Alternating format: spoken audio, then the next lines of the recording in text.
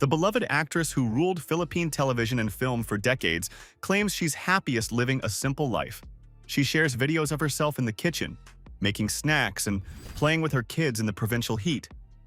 But look closer, and you'll see she has quietly built a beautiful beachfront fortress worth millions, where her entire family and a full staff live together. Is she really just roughing it? Or has she created a private kingdom far from the cameras? Let's find out. The dream before Bakawan. Most people see the sunset photos and the recipe videos. Few know what came before any of it. Judy Ann Santos was born on May 11, 1978, in Manila. Her parents separated when she was only 3 years old, and that gap is part of why, at 8 years old, she started acting in the first place, reportedly hoping the income would help convince her mother to stay closer to home. She made her television debut in 1986 with a small role in a drama called Kaming Mga Ulila, playing one of the street kids in a title that translates to orphans, and 2 years later landed her first lead role at 10. From there, the career basically ran itself for the next 3 decades, hit after hit, award after award, until Judy wasn't just a name, it was a brand. But here's the part most fans don't connect to any of that. While she was still building that acting career, she was also quietly training for something completely different. In 2006, Santos graduated with distinction from the Center for Asian Culinary Arts, studying under chef Jean Gonzalez, picking up a gold medal in advanced cooking skills, and in 2009, she sat for the formal TESDA National Certification Exam and passed, the same government certification a professional line cook would need. She wasn't doing it for a show. She hadn't even planned the show yet. She just genuinely loved food, and this training is the reason a beach house in Batangas would one day matter more than any of her 60 film credits. Then came the piece that actually points to a location. In 2004, she met Ryan Agoncillo on the set of the drama Cristala. 5 years later, in 2009, the two married in a private ceremony kept almost completely secret from the press, in a small church in San Juan, Batangas, guest list under 100 people. Exact date hidden from reporters until the morning it happened. Ryan wasn't a random pick for that location. He comes from the Agoncillo clan, a family with deep roots in Rosario, Batangas. So the province wasn't just scenic to him, it was home. That's where this story actually starts. Not a farm, not an empire, a wedding in a small coastal town, but all that success, the awards, the culinary training, the marriage, eventually led her to a very private place in Batangas, one she'd keep almost entirely off camera for the next 13 years. The property nobody was supposed to see. For years after the wedding, Batangas stayed mostly private. The couple had a rest house there, and their friends and family knew about it, but it wasn't something Judy Ann was posting for the world. Compare that to how a lot of other celebrity properties get introduced to the public, with a polished real estate feature, a magazine spread, an official tour posted by the family itself. Bakawan didn't get that treatment. It got a group chat video that somebody eventually leaked outward. For over a decade, the only proof it even existed was scattered across old vacation captions nobody was cross-referencing at the time. A birthday post here, a random beach photo there, none of it framed as a reveal. In 2022, a family friend named Sid Matarazzo shot a video during a visit that ended up giving fans their first real look at the property, showing the pool, the grounds, and the family relaxing the way they never got to on a film set. The trip wasn't styled as content either. Judy Ann and Ryan had simply hosted Matarazzo, his wife Kat Delgado, and their kids, along with another couple, Dennis Olives and his wife Hannah Romawak, for an ordinary holiday getaway. The kind of low-key group trip families take every year without ever expecting a camera crew or a viral moment out of it. Ryan posted his own clip from the same visit too. An Instagram video simply captioned, "Bakawanda Forever," the kind of throwaway inside joke a family uses for a place that already feels lived in rather than a showpiece waiting to be unveiled. The comments filled up fast once the clip got around anyway. People weren't expecting a beach house. They were expecting a garage or a condo balcony. What they got instead was a full coastal property with room for an entire extended family and their guests, and a swimming pool that had actually first surfaced years earlier in a quiet Instagram post Ryan shared back in 2017, long before anyone outside the family was paying close attention. That single photo sat online for 5 years, mostly unnoticed before the Matarazzo video finally connected the dots for casual fans. The house has its own nickname inside the family, Bakawan, named for the mangrove trees that grow along that stretch of coast. It sits in Laiya, a beach area in San Juan, Batangas, the same town where Judy Ann and Ryan got married 13 years earlier. Laiya itself is one of the more popular beach destinations south of Manila, a string of coves with pale sand and calm, shallow water good for kids, close enough for a weekend trip and far enough that it still feels like an escape, which is likely part of why so many Manila-based families have built rest houses along that same stretch of coastline over the years. It's the kind of coastal barangay known mainly for those coves and for diving spots rather than farmland. A detail that matters because it explains exactly what kind of property this is and isn't. Mangroves themselves aren't just scenery either. They're a working part of that coastline, breaking up storm surge before it reaches the shore and giving small fish somewhere to breed. Which means naming a house after them is less about aesthetics and more about naming the thing actually doing quiet work along that property line every single day. Living right on a mangrove-lined coast also comes with its own quiet trade-offs that most viral house tours never mention. Salt air that eats through metal fixtures faster than it would inland, humidity that never really lets up, storm season that turns a weekend retreat into something that needs actual upkeep between visits. None of that shows up in a highlight reel, but it's part of what it actually takes to keep a beachfront property like this one running year after year, especially one that gets used often enough to double as a filming location. It isn't their only property outside Manila either. The couple also owns a home in Alabang and a house in Las Vegas, but Bakawan is the one that keeps showing up in family videos, year after year, long after the novelty of a beach house would normally wear off for most celebrities. They aren't the only industry couple with a foothold in that province either. Several other Manila-based actors and hosts keep rest houses scattered along the same coastline, which has become something of an unofficial retreat corridor for the industry. Judy Ann and Ryan's version stands out mainly because of how much of it eventually ends up on camera, one recipe at a time, and how little of it ever gets an official reveal. That's the real pattern worth noticing here, and it says more about the couple than any floor plan could. Every glimpse the public has ever gotten of Bakawan came sideways, through a friend's phone, an old Instagram caption, a cooking show that happened to be filmed there. Nobody at the family ever sat down and produced a proper walkthrough for an audience. But the real heart of the property was never the beach view, or the pool, or even the mangroves the house is named after. The kitchen that started it all. Inside the main house sits the real centerpiece of the property, and it isn't a bedroom or a home theater. It's the kitchen. Actually, kitchens, plural. Walk through the gate and guests are welcomed straight into a single huge structure built around 4 separate kitchens, not counting a dedicated coffee station. The biggest one is the one built to be filmed, camera-ready lighting and all. The 3 smaller kitchens do the actual daily work, used for regular family meals whenever there isn't a crew or a house full of guests around. Which means the show's set and the family's real cooking space are 2 different rooms under the same roof, not the same room dressed up differently for the camera. This layout changes the entire dynamic of how a digital production operates. In a traditional studio setting, everything is controlled, sterile, and timed to the minute. At Bakawan, the production has to adapt to the rhythm of a living household. When a shoot day begins, the crew isn't just setting up tripods, they are navigating a space where children are waking up, dogs are running across the lawn, and the actual household staff is prepping breakfast in the secondary kitchens. It's a coordinated dance between a professional media team and a bustling family weekend. Because the main filming kitchen is open to the elements to catch the provincial breeze, the crew frequently has to contend with ambient sounds that a standard soundstage would never allow.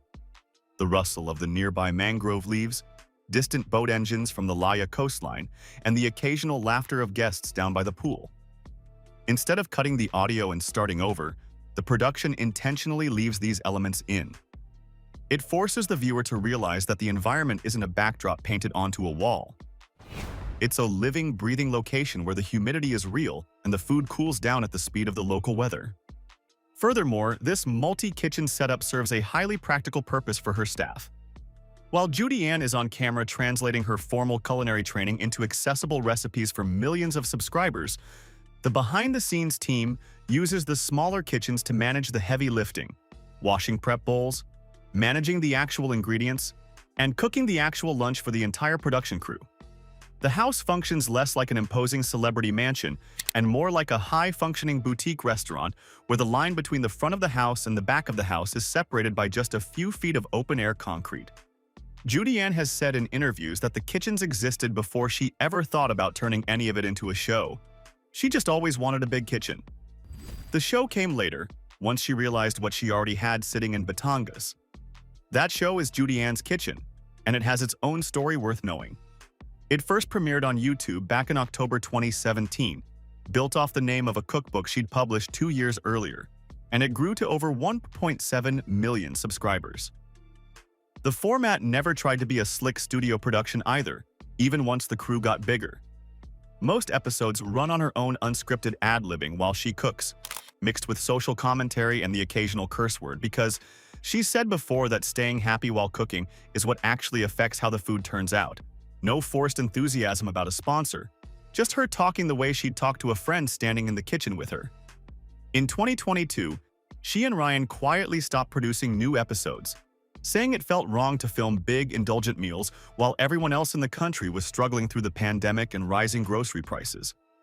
For almost 3 years, the kitchen at Juan sat mostly unused on camera, even while the family kept using the property itself the whole time. When the show finally did come back, the couple treated it like a real production, not just a quick vlog. Ryan directed the comeback teasers himself, shooting them like tiny thriller trailers, complete with a scream that turns out to just be someone reacting to fresh sea urchin in Judy Ann's kitchen, with award-winning cinematographer Odyssey Flores handling the camera work and the full trailer dropping on Easter Sunday. The teaser ran 3 separate installments before the reveal, building up the joke on purpose, with a small cast of friends playing along in on-camera banter after the scream. The full production, with veteran television producer Ethel Espiritu on board, took roughly 6 months of preparation before a single new episode went live. That's not the kind of timeline a celebrity spends on a throwaway hobby project.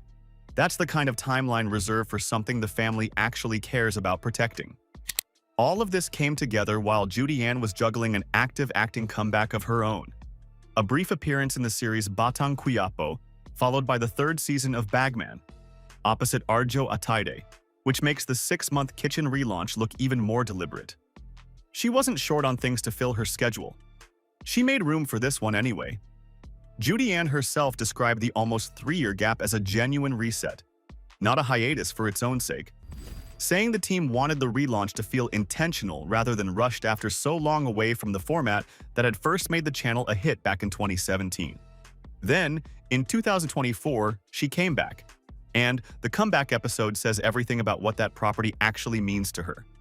She posted a recipe video for uni pasta and uni toast, made using sea urchins she and her family had harvested themselves right there on the property in Batangas. Not delivered, not bought at a market, pulled straight out of the water near her own house. That's not a detail you can fake for a thumbnail. It's the kind of thing that only happens if the coastline outside your kitchen window is actually part of your everyday life, not just a backdrop for content. In the video description for that episode, Judy Ann specifically credited her son Lucho, saying the whole comeback recipe was built around one of his favorite comfort foods, which fits everything else about how this family runs things. Even the return of a national YouTube show, 6 months of pre-production and a professional crew included, still got built around what one of the kids actually wanted to eat that week. And it turns out that wasn't a one-time thing either. The kitchen wasn't just a studio, it became the real, everyday setting for the family's actual life. Family life by the water. Once the camera started rolling again, Juan turned into more than a backdrop. It became a recurring character in the show itself. Judy Ann has filmed episodes there making everything from simple comfort dishes to more ambitious recipes like Thai pork rib soup and steamed lapu-lapu, cooking alongside old friends who come to visit. She's leaned into the province itself too, dedicating a full episode to her own version of Batangas Lomi, the thick egg noodle soup the region is famous for, cooked inside the same kitchen, sitting a short drive from where actual Lomihan stalls have served the dish for generations. Other episodes lean into family life directly, including one where she shared exactly how she sneaks vegetables like malunggay into her kids' favorite meals, and another built entirely around holiday side dishes cooked together with a longtime friend. The Agoncillo children, Johan, Lucho, and Luna, show up in plenty of these episodes too, credited in later seasons as her actual assistant cooks, rather than just background extras, sometimes helping cook, sometimes just running through the background the way kids do at a house that's actually built for them to be kids in. Earlier seasons of the show leaned into a broader mix, and looking back at them helps explain why the channel built such a loyal following in the first place. Fans point to a full silog breakfast episode, walking through tapa, tocino, and fried bangus, as one of the standout installments, alongside episodes built around Korean comfort food for viewers missing their favorite restaurants during lockdown. Other seasons built entire episodes around specific practical problems parents actually deal with, not just recipes for their own sake. Merienda ideas built for hungry kids after school, corn dogs and sliders and skewered hot dogs, dressed up just enough to feel special without turning into a production. None of it looks like a food show filmed on a studio set with a green screen. It looks like a kitchen a family actually cooks in on a random Tuesday, because it is one. The kids show up differently depending on their age too. Johan, the eldest, has appeared old enough in some episodes to actually help with prep work, while Luna, the youngest, mostly shows up the way toddlers do in any home video, wandering into frame, getting picked up, wandering back out again. That's really the through line of the whole property. It isn't styled like a showroom. Fans who've seen the fuller video tours describe open grounds, sea breeze moving through the house, and a genuinely lived-in feel, the kind of place where a wet towel left on a chair wouldn't look out of place. Ryan brings his own hobby down to the province too. Away from hosting and directing, he's a motorcycle enthusiast who competes in amateur drifting events and a beach property with open space and room-to-breathe suits that habit just as well as it suits Judy Ann's kitchen. And the family treats the whole place that way, even outside the kitchen. Their son Lucho grew up watching the family's wedding video and kept asking why he wasn't in it, since he'd been born a year after the actual ceremony. Rather than explain it away, Judy Ann and Ryan restage their own wedding for their anniversary, this time back at the same province with all three kids included, just so Lucho could finally be part of the memory too. That's not the kind of thing a family does with a vacation house. That's the kind of thing a family does with a place they've decided is permanent. So what does all of this really mean for Judy Ann? What Bakawan actually means. What Judy Ann Santos actually built there is smaller than that, and in some ways more personal because of it. It's a rest house with 4 kitchens instead of a working farm, a place named after the mangroves outside its windows instead of a family surname carved over a gate. But smaller doesn't mean less deliberate, and it doesn't mean less work went into it either. Every piece of this story lines up in the same direction if you look at it in order. A child actress who started working at 8 to help her own family get by. A teenager who became one of the most bankable stars in the country before she'd even finished growing up. A grown woman who, at the height of that fame, quietly went back to school for something that had nothing to do with acting at all, just because she wanted to actually know what she was doing with a knife and a stove. A marriage built on motorcycle rides through thunderstorms rather than red carpets, sealed in a church most reporters couldn't even find in time. And a beach house that sat mostly private for over a decade before it slowly turned into the place where all of those earlier chapters, the cooking training, the family, the province her husband calls home, finally came together on camera at the same time. She spent 2 years training formally as a chef, earning both a gold medal in advanced cooking and a national certification from TESDA, years before she ever had a show to put that training on. She married into a Batangas family and kept coming back to that same province for over a decade afterward. She let the property sit quietly for years before letting a single video slip out. Her own cookbook, published in 2015 under the same name as the eventual show, went on to win a Gourmand International Award for Best Authors and Chefs Outside Europe, proof that the cooking itself was never just a side hobby tacked onto an acting career. So tell us what you think in the comments down below. Did you already know about Bakawan and Judy Ann's cooking channel? What do you think is the most impressive thing Judy Ann Santos has built? Is it the acting career, the cooking passion most fans never knew about, or the private beach house in Batangas? We'd love to hear from you. Also, don't forget to like, share, and subscribe to her status for more videos like this. See you in the next video. Bye.